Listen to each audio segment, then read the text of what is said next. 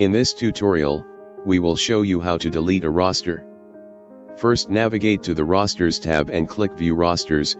You will see Rosters Calendar for the current week. To delete a roster in this view, simply right-click a roster and click Delete option from the menu. A prompt will appear displaying "Are you sure to delete this record?"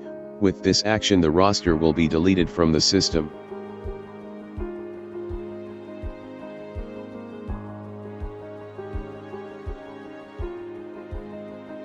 Please note that rosters once deleted cannot be restored.